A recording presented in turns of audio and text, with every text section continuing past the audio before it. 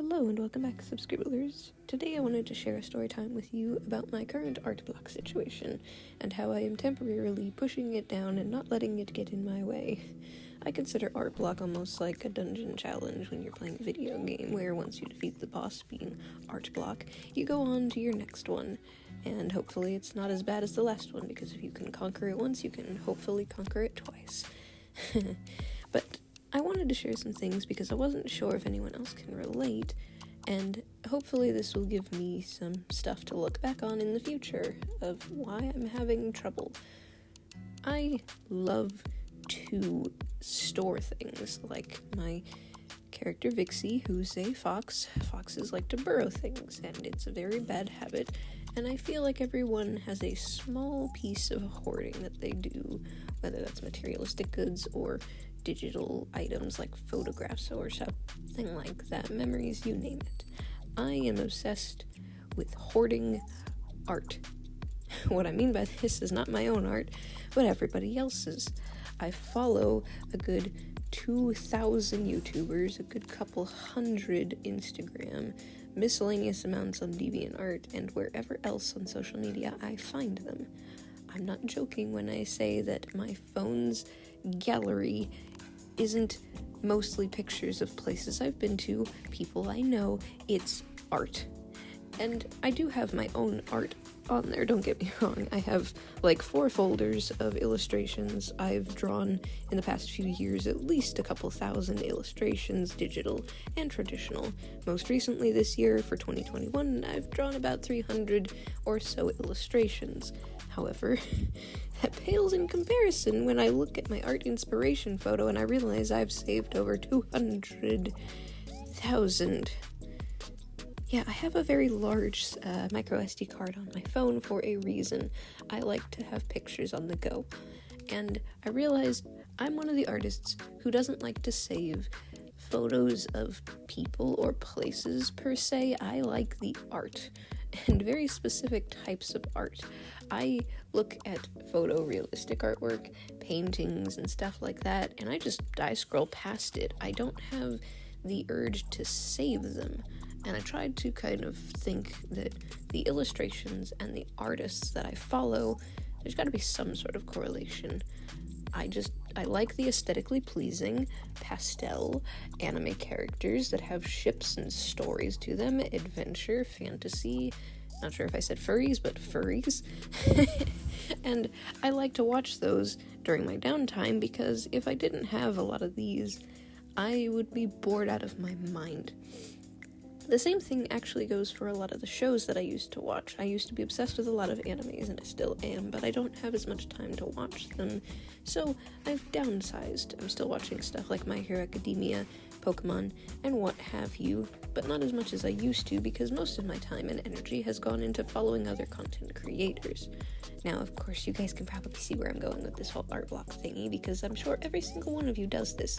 You stop doing your project, you go online, you take a moment to scroll through TikTok or Instagram, and it's already nighttime. You've lost all of your free time.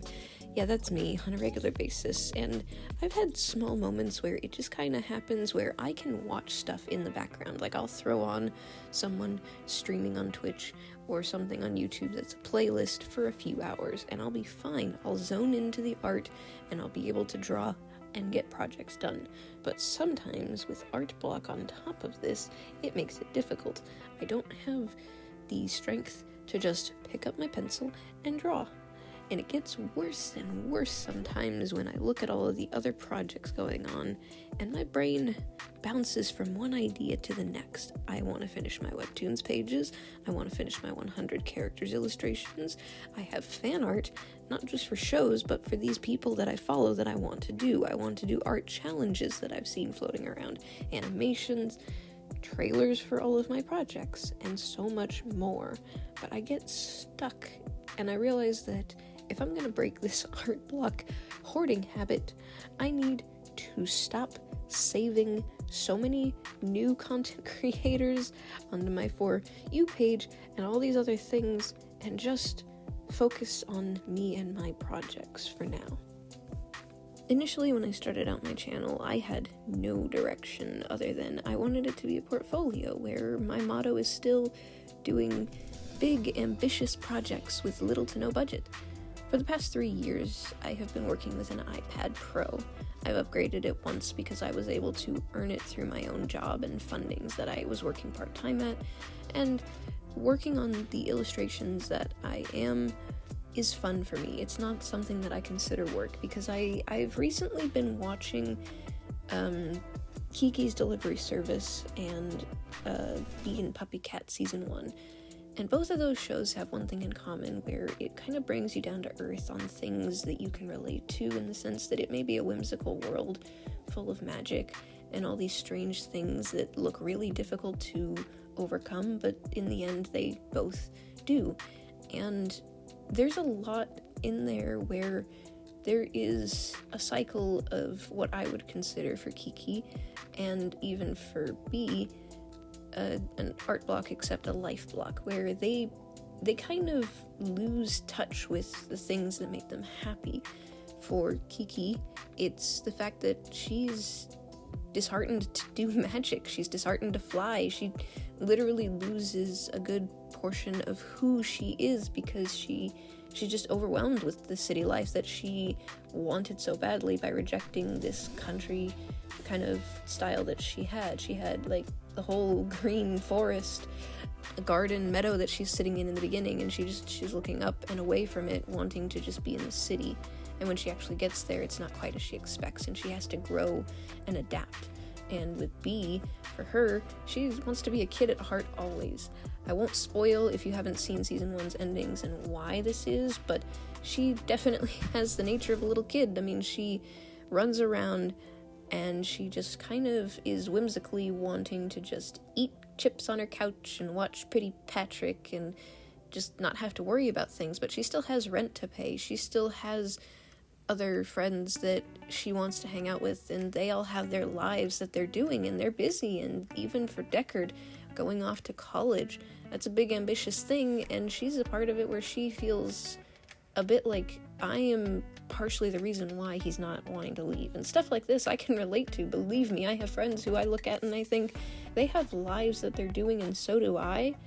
And I don't want to be an obstacle. I want to be something that helps them along that way, and whether I'm only in their life for a few years or for the whole lives until we're 80 and laughing about the past, it hits home for that. And I don't want time to fly by so quickly that I miss out on all these little things. Because I don't want to take the joy out of my art and all the things around me and other people. I don't know if anyone else can fully relate to this, but when I share the projects that I do, I get anxious because I don't know how someone's going to look at that. I get excited to share it like a little kid, but also at the same time, I'm excited for other people. If my thousands of people that I follow don't give that away, I like watching other people progress and grow and see what's going on. And boy howdy, was I sad and disheartened when I watched 2 of my favorite creators basically drop off the face of the earth because of their own things. And I mean, I disagree with some of the things that they said and did, but an example being Lupus Vulpus. I can't change what they did.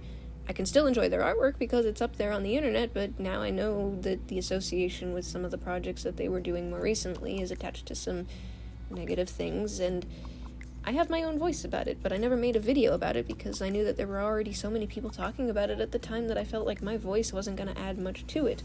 But I want to. Believe me, I have many story times lined up where there are content creators out there that I want to talk about, but I can't do much about it.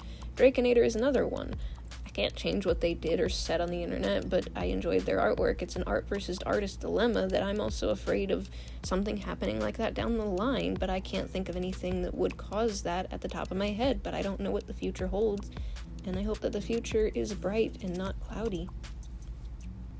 So though a lot of the things that I look up to may disappear someday for one reason or the other, or they might be strides ahead of me, I want to work on my own stuff. I want my channel to grow and be known as Stencil Fox, and be Vixie, and work on these projects for you guys, work on story times that I've been too scared to publish, and just put my foot down and say, I'm gonna do this.